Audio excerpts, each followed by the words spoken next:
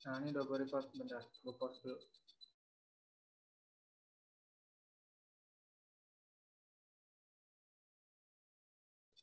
Bisa, gue nyalain kameranya.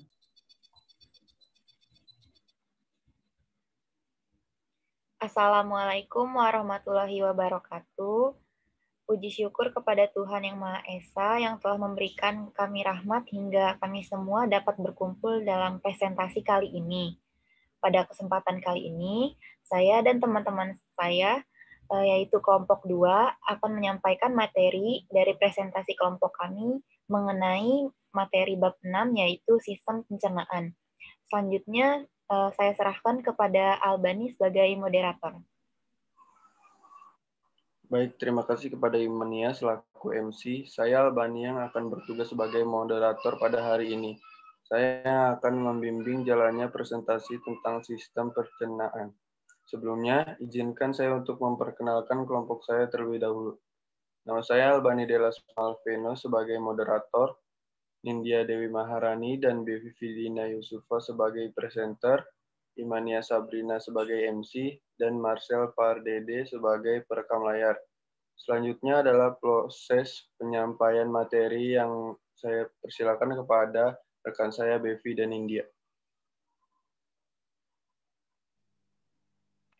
Terima kasih kepada Albani. Di sini kami dari kelompok 2 akan mempresentasikan tentang bab 6 yaitu sistem pencernaan.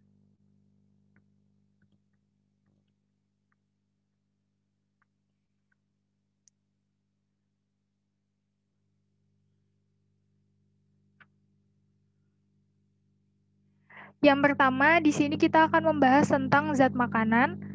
Zat makanan itu terdiri dari karbohidrat. Yang kedua, ada protein. Yang ketiga, ada lemak. Yang keempat itu ada vitamin. Dan yang kelima itu ada mineral dan juga ada air.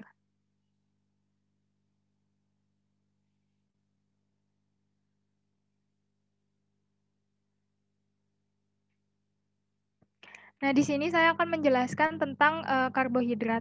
Jadi, karbohidrat itu adalah senyawa organik yang molekul-molekulnya tersusun atas unsur karbon, yaitu C, hidrogen H, dan oksigen, yaitu O.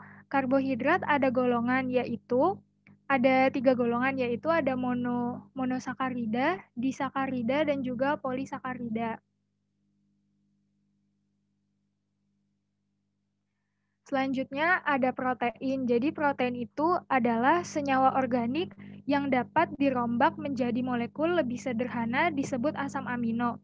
Protein itu berfungsi sebagai penghasil energi. 1 gram protein menghasilkan 4,1 kalori.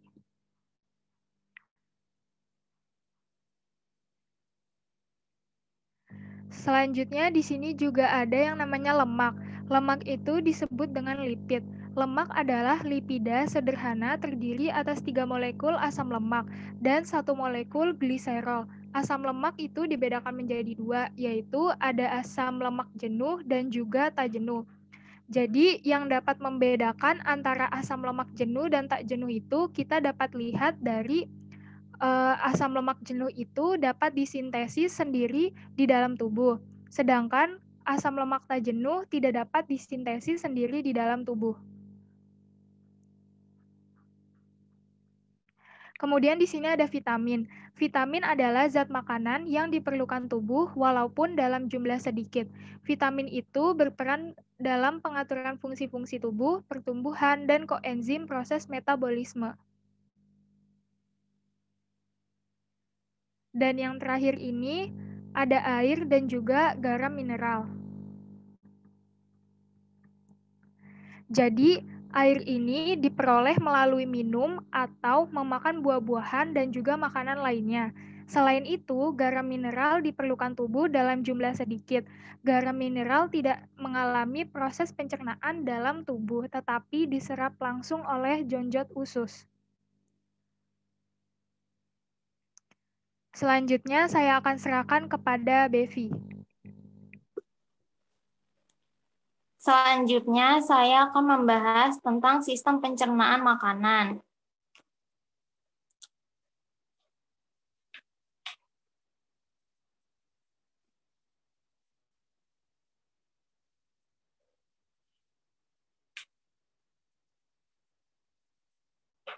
Sistem pencernaan manusia terdiri dari saluran pencernaan dan kelenjar pencernaan. Proses pencernaan yang terjadi terdapat dalam dua cara. Yang pertama, pencernaan fisik atau mekanik atau ingesti, yaitu pencernaan makanan secara mekanik. Yang kedua, ada pencernaan kimiawi atau digesti, yaitu pencernaan makanan dengan enzim. Berikut ada urutan proses pencernaan makanan.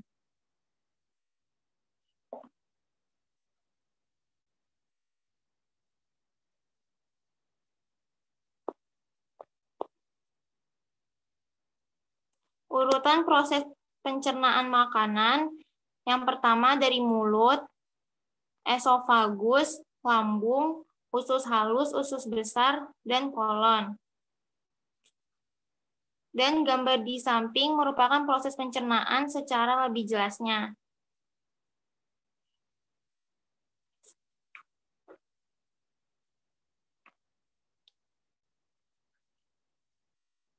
Ya, di dalam sistem pencernaan makanan yang pertama terdapat mulut. Di dalam mulut terdapat rongga mulut. Rongga mulut adalah tempat awal terjadinya pencernaan mekanik dan kimiawi. Mulut memiliki 3 bagian, yaitu gigi, lidah, dan kelenjar ludah.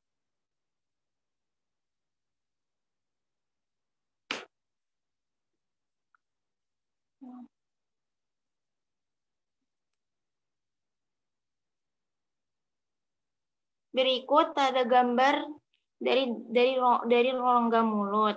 Ada lengkung gigi atas, langitan, arteri dan syaraf langitan, kelenjar langitan, lempeng datar, tulang langitan, otot anak langitan, amandel, lidah, gusi bawah, dan lengkung gigi bawah.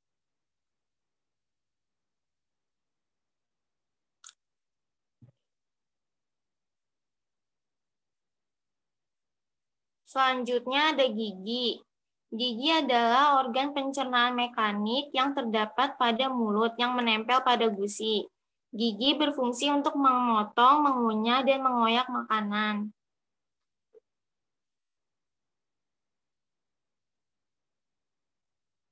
Gigi memiliki beberapa bagian, yaitu ada mahkota, leher, dan akar. Akar terdiri dari pembuluh darah, tulang, dan saraf.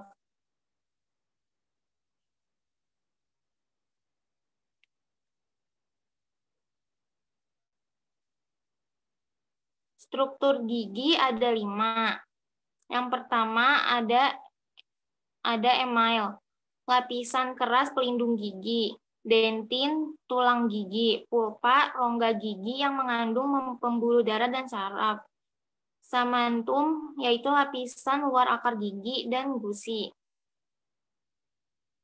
Macam-macam gigi berdasarkan usianya. Yang pertama ada gigi susu, yaitu gigi pertama yang muncul pada usia 6 bulan. Yang kedua ada gigi sulung, yaitu gigi-gigi yang muncul setelah munculnya gigi susu.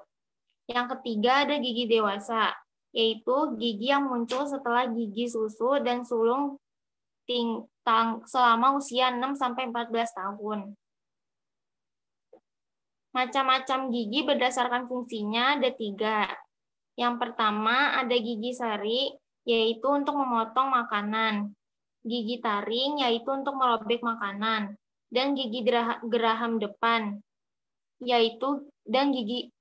yang ketiga ada gigi geraham depan dan gigi geraham belakang, yaitu untuk mengunyah dan menghaluskan makanan. Berikut ada susunan gigi pada usia anak-anak dan susunan gigi pada usia dewasa.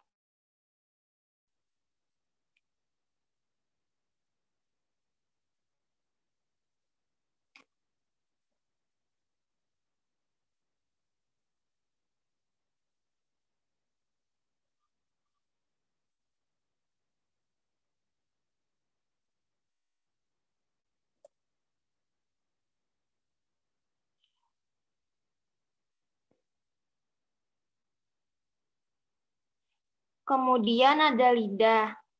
Lidah tersusun atas otot lurik, epitel kubus, dan membran mukosa. Lidah mengandung papila yang berfungsi sebagai indera pengecap. Berikut ada gambar dari lidah. Terdapat katup pangkal tenggorokan, amandel lidah, amandel langit-langit tenggorokan, jendela buntu, celah ujung, sirkumvalate papila, dan tubuh lidah yang terbagi menjadi celah lidah dan ujung lidah.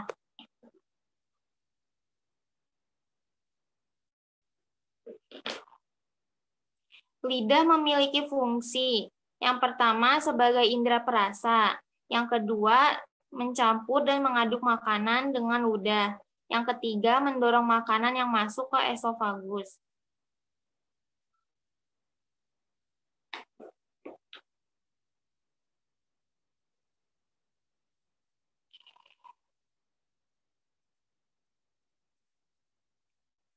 Selanjutnya ada kelenjar ludah. Kelenjar ludah dihasilkan oleh kelenjar ludah yang berjumlah 3 pasang. Apabila air liur yang dihasilkan sedikit akan menyebabkan gangguan pencernaan yang disebut serostomia. Kelenjar ludah terdiri dari 3 bagian. Yang pertama ada glandula parotis, yaitu terletak dekat telinga dan menghasilkan ludah berupa air yang mengandung enzim amilase. Yang kedua ada glandula sublingualis yang terletak di bawah lidah dan menghasilkan ludah berupa air dan lendir. Yang ketiga ada glandula submandibularis, terletak di rahang bawah, menghasilkan ludah berupa air dan lendir. Fungsi ludah ada 5 juga. Yang pertama untuk mencerna makanan secara kimiawi. Yang kedua membasahi makanan. Yang ketiga mencegah mulut dari kekeringan. Yang keempat membunuh mikroorganisme. Dan yang kelima sebagai larutan penyangga. Selanjutnya saya kembalikan ke Nindya.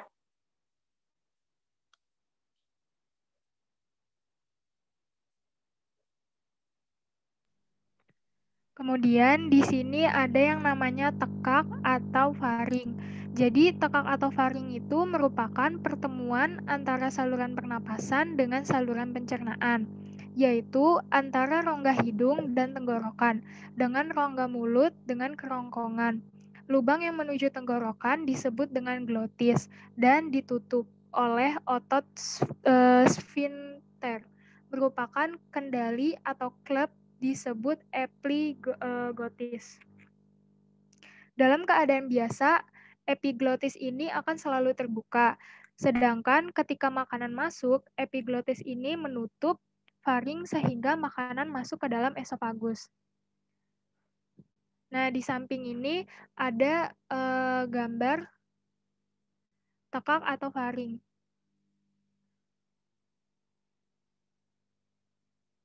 Jadi di sini ada rongga mulut, di sini juga ada rongga hidung, kemudian di sini ada konka, dan ini ada tonsil. Dari tonsil kemudian di sini ada yang namanya laring dan juga ada faring. Nah, ini yang namanya disebut dengan epiglotis. Kemudian dari epiglotis ini menyambung kepada esofagus dan juga trakea.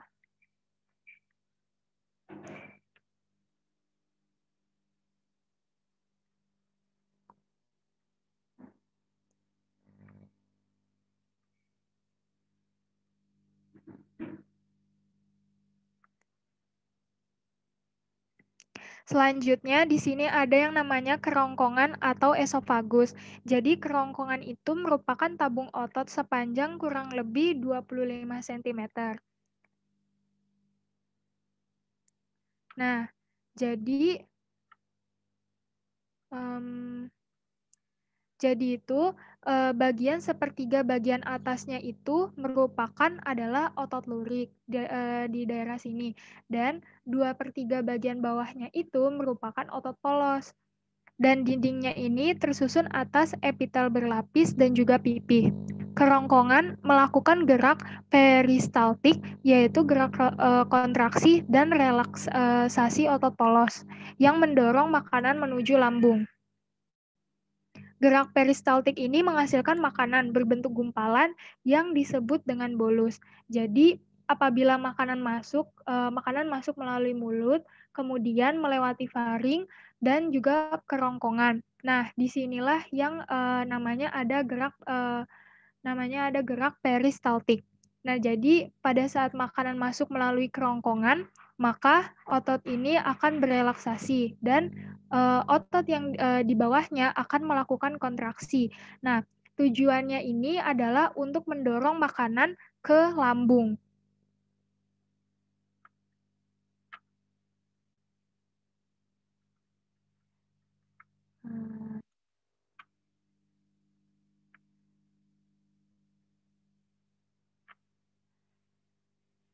Selanjutnya ada lambung atau ventriculus. Lambung adalah kantung makanan yang merupakan saluran pencernaan. Makanan yang masuk ke lambung itu akan menyentuh dinding lambung dan mengeluarkan hormon gastrin. Hormon gastrin ini akan menghasilkan HCl atau yang kita kenal dengan asam klorida yang berfungsi menciptakan asam lambung, mengaktifkan enzim pepsin dan juga renin. Jadi di dalam lambung itu terdapat dua enzim, yaitu namanya enzim pepsin dan juga renin. Nah, ini merupakan struktur dari lambung.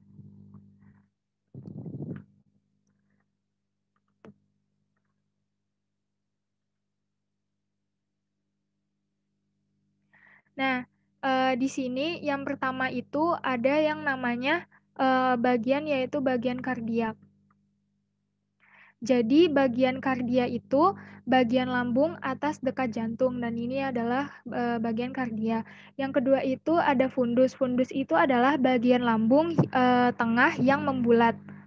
Kemudian yang ketiga ada pilorus. Pilorus itu adalah bagian lambung bawah dekat dengan usus. Kemudian ada rugae. Rugae itu adalah membran mukosa berbentuk lekuk-lekuk yang berfungsi melindungi dinding lambung dari abrasi asam lambung.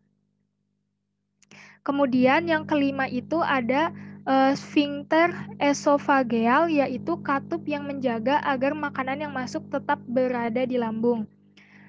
Nomor 5 itu ada di daerah sini, dan kemudian sphincter pylorus itu yaitu katup yang menjaga makanan agar tidak keluar sebelum pencernaan itu selesai.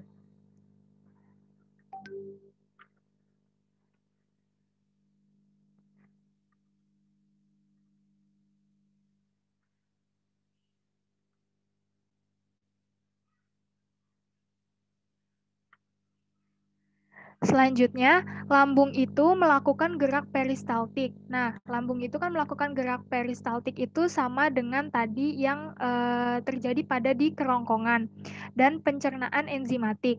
Perpaduan gerak peristaltik dan getah lambung itu menghasilkan makanan berbentuk bubur yang disebut dengan kim. Gerak peristaltik lambung ini berfungsi untuk mengaduk, mencampur makanan dengan getah lambung dan mendorong makanan keluar dari lambung. Nah, getah lambung itu sendiri, pengertiannya itu adalah getah yang dihasilkan daerah fundus yang berfungsi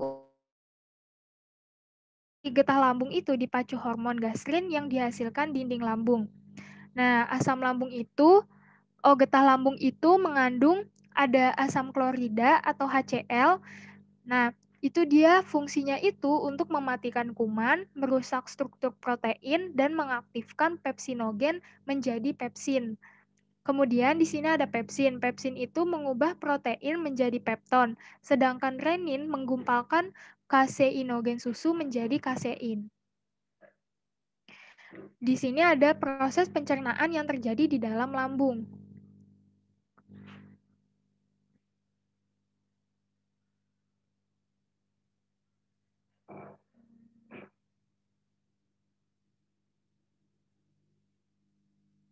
Nah, di sini ada yang namanya pepsinogen. Jadi pepsinogen itu kan tadi dihasilkan dari asam klorida atau HCl. Jadi HCl ini mengaktifkan pepsinogen menjadi pepsin. Kemudian HCl dengan HCl bereaksi menjadi pepsin. Nah, protein dengan pepsin menghasilkan pepton, sedangkan kaseinogen dan juga renin menghasilkan kasein. Oke.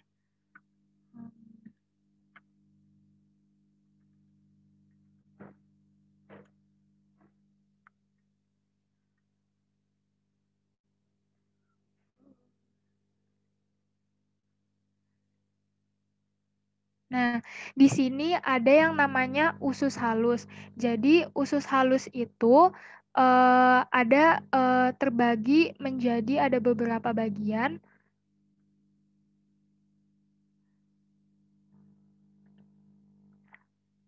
Nih, jadi di sini ada yang namanya duodenum atau kita kenal dengan usus 12 jari. Terus di sini ada juga jejunum. Kemudian di sini juga ada ileum.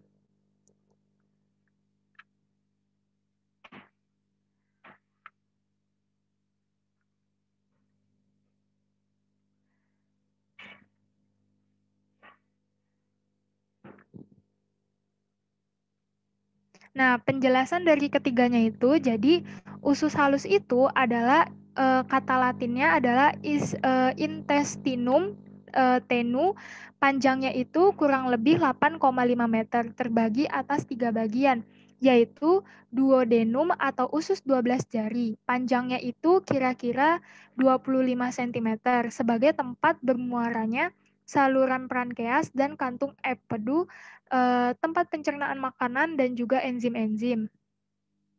Nah, jejunum itu merupakan usus kosong, panjangnya itu kira-kira 7 meter, sebagai tempat pencernaan makanan dengan enzim-enzim. Kemudian ada ileum itu adalah usus penyerapan. Panjangnya itu kira-kira 1 meter sebagai tempat diserapnya sari-sari makanan hasil pencernaan.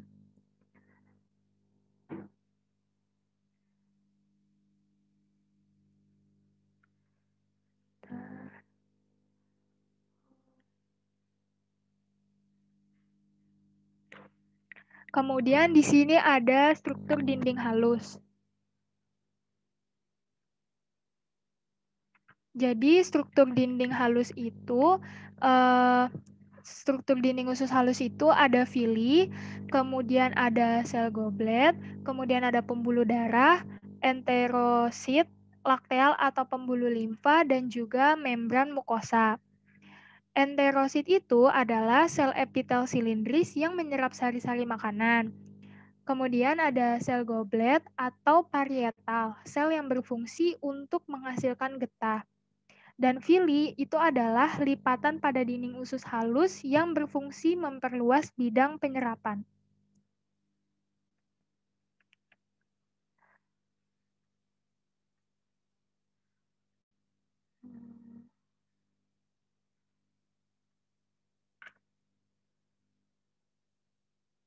Kemudian di sini ada yang namanya hormon kolesistokinin dan sekretin.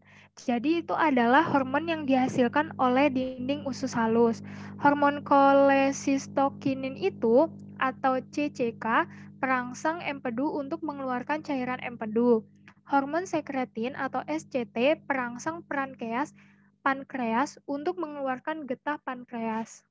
Getah dinding usus halus mengandung disakarase atau terbagi menjadi 3, ada sukrase, maltase, dan juga laktase. Kemudian yang kedua ada enterokinase, terus yang ketiga itu ada erepsin, yang keempat itu ada peptidase, yang kelima ada lipase.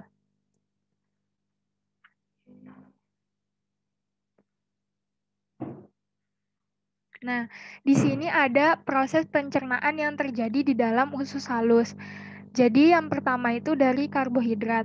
Karbohidrat itu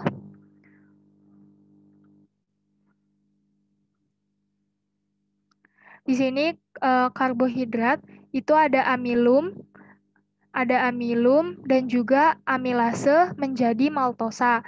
Kemudian sukrosa dan sukrase itu menjadi glukosa dan juga fruktosa. Kemudian ada maltosa dengan maltase menjadi glukosa dan juga glukosa. Kemudian ada laktosa dengan laktase menjadi glukosa dengan galaktosa.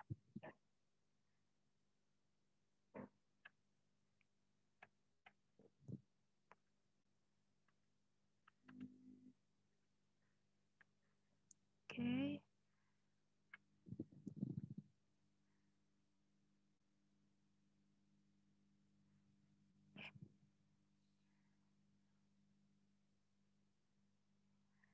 Terus di sini kemudian lanjut protein. Jadi protein itu ada tripsinogen dan juga enterokinase dan menjadi tripsin.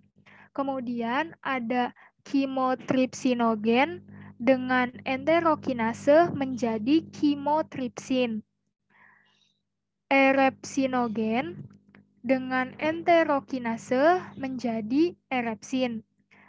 Pepton dengan tripsin menjadi asam amino. Pepton dan kimotripsin menjadi asam amino. Pepton dan erepsin menjadi asam amino. Polipeptida dan peptidase menjadi asam amino. Kemudian di sini ada lemak. Lemak dengan lipase menjadi asam lemak dan juga gliserol.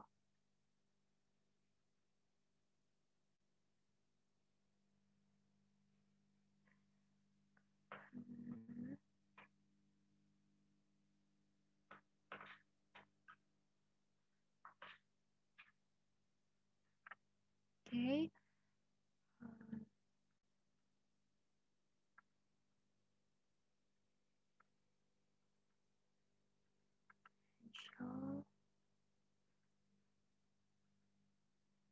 Selanjutnya saya akan kembalikan kepada Bevi.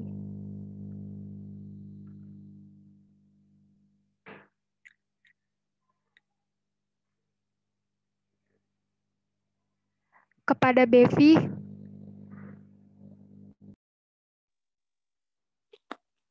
Selanjutnya ada hati dan pankreas.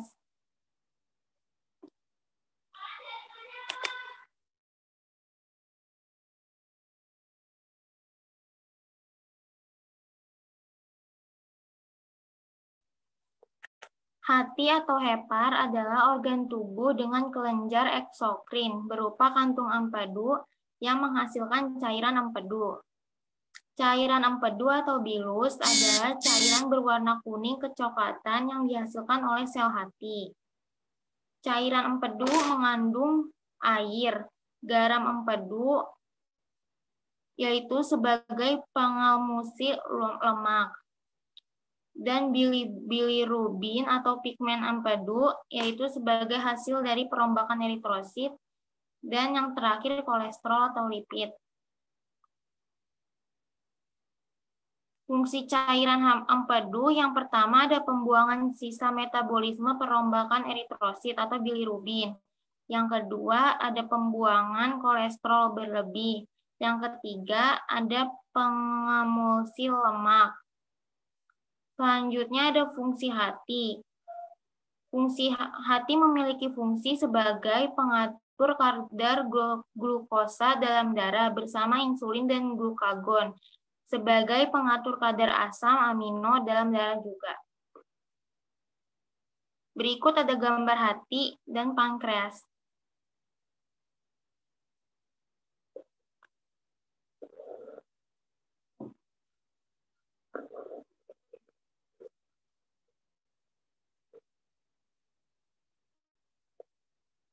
Pankreas adalah kelenjar pencernaan yang terhubung dengan duodenum melalui dua saluran pankreas.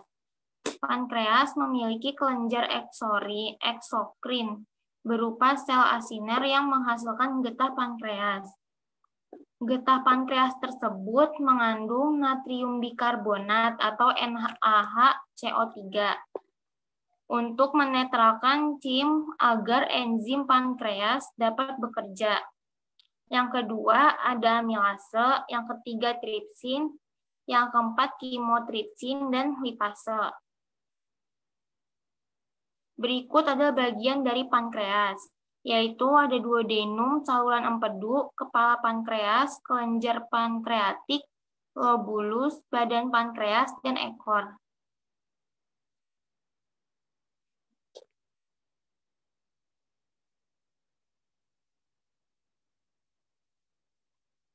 Selanjutnya ada usus besar atau kolon.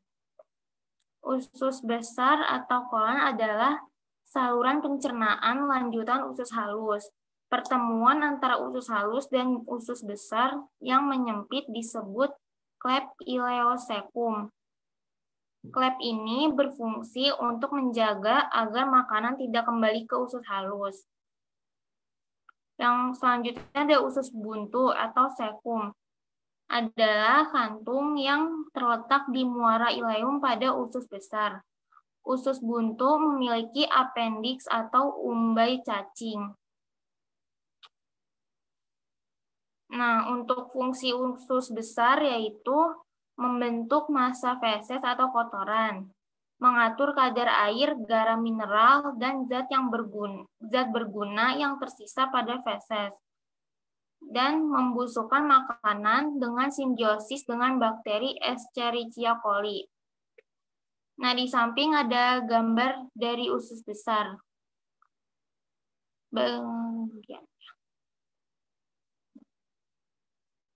Bagian-bagiannya ada appendix, cecum, kolon ascendens, klep ileocekum, kolon transversum, kolon descendens, kolon stigmoid, dan anus, serta rektum.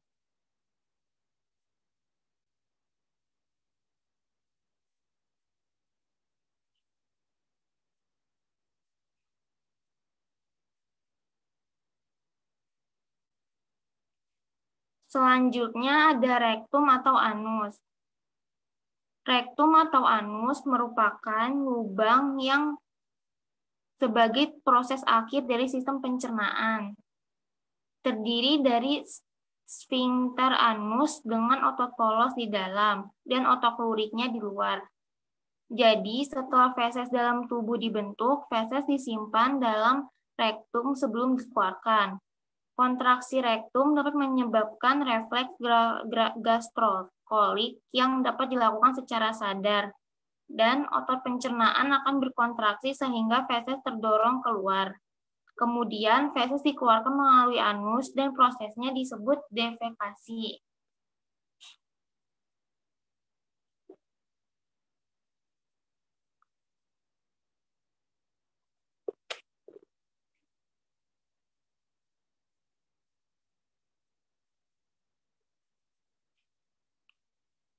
Selanjutnya ada gangguan pada sistem pencernaan. Yang pertama ada gangguan pada mulut. Gangguan pada mulut itu ada dua. Ada parotitis dan serostomia. Kalau parotitis yaitu infeksi pada kelenjar parotis. Biasanya penyakit ini disebut gondongan. Yang kedua ada serostomia, yaitu produksi air liur yang sangat sedikit. Selanjutnya ada gangguan pada lambung. Gangguan pada lambung terdapat 4. Yang pertama ada gastritis, yaitu timbulnya radang akut pada dinding lambung. Hal ini terjadi karena makanan yang kotor. Terus ada ulkus, yaitu timbulnya radang pada dinding lambung karena tingginya produksi getah lambung. Ada kolik, yaitu terjadi karena makanan yang masuk ke dalam lambung terlalu banyak. Dan yang terakhir, rusaknya sel-sel kelenjar getah lambung.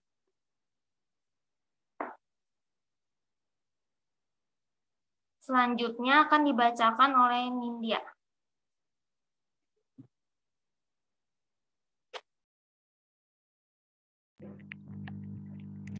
Selanjutnya, di sini ada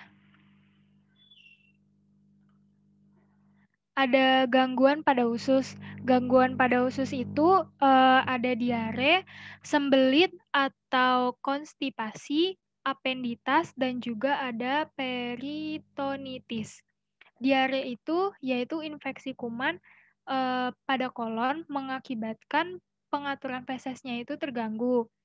Nah, sedangkan sembelit atau konstipasi itu sulit buang air besar karena penyerapan airnya itu terlalu berlebih. Sedangkan untuk apenditas itu appendix atau usus buntu yang meradang. Dan di sini ada peritonitis merupakan infeksi selaput rongga perut. Tadi mau nambahin dikit aja yang di sini. Untuk membedakan gangguan pada lambung itu, kita bisa lihat dari kalau misalnya gastritis itu, kan pengertiannya timbulnya radang akut pada dinding lambung. Hal ini terjadi karena makanan yang kotor. Jadi kalau untuk mudah mengingatnya, mungkin bisa dari kalau penyebab penyakit pada lambung itu gastritis, yaitu disebabkan karena makanan yang kotor. Sedangkan ulkus itu karena tingginya produksi getah lambung. Sedangkan untuk kolik, masuknya makanan yang terlalu banyak ke dalam lambung.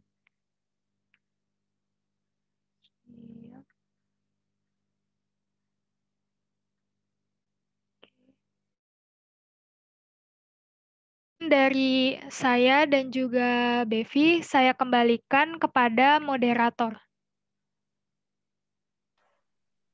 Baik, terima kasih kepada presenter Nindya dan Bevi. Berdasarkan hasil presentasi hari ini, saya selaku moderator yang akan menyimpulkan presentasi kami pada hari ini. Kesimpulannya yaitu, sistem pencernaan merupakan sistem yang memproses, mengubah makanan dan menyerap sari makanan yang berupa nutrisi-nutrisi yang dibutuhkan oleh tubuh. Sistem pencernaan juga akan mencegah molekul makanan yang kompleks menjadi molekul yang sederhana dengan bantuan enzim sehingga mudah dicerna oleh tubuh. Segitu saja kesimpulan pada presentasi hari ini. Selanjutnya saya serahkan kembali kepada Imania. Terima kasih Albani. Demikian tadi presentasi dari kelompok kami. Mari kita ucapkan alhamdulillah, alhamdulillahirabbil alamin. Saya sebagai MC mohon maaf jika ada kesalahan. Kurang lebihnya mohon maaf. Wassalamualaikum warahmatullahi wabarakatuh.